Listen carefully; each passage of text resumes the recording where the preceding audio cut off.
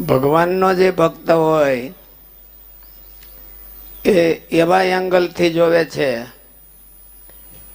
કે હું આંખનો ઉપયોગ કરું છું તો એ ઉપયોગ મને ભગવાનની ભક્તિમાં મદદરૂપ થાય એમ કરું છું કે પછી કઈ બીજું કઈ કરું છું.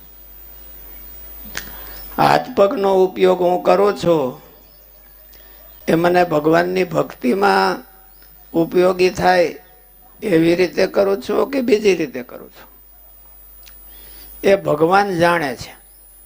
આપણે ભગવાન બે જ જાણતા હોય, બીજું તો કોઈ જાણે નહીં. બીજા કોઈક જાણે તો વાહેથી જાણે, બહુ મોડું થઈ ગયું હોય ત્યારે જાણે.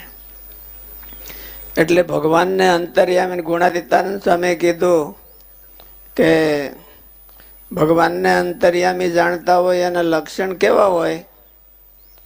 તો સ્વામીએ બહુ સરસ કીધું. શ્રુતિ બોલ્યા કે યો વેતિ યુગપત સર્વમ પ્રત્યક્ષેણ સદા સ્વતઃ.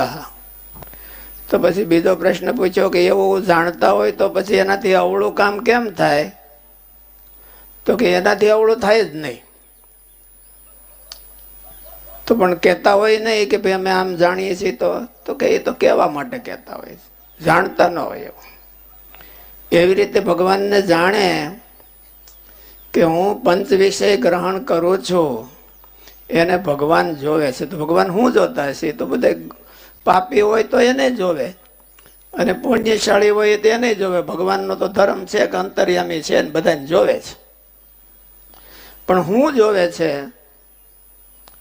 તો એ જોવે છે કે ભાઈ આપણે પંચ વિષય ગ્રહણ કરીએ છીએ એનાથી ભક્તિને નિભાવવા હાટું કરીએ છીએ કે ઇન્દ્રિયોને લાડ લડાવવા કરીએ છીએ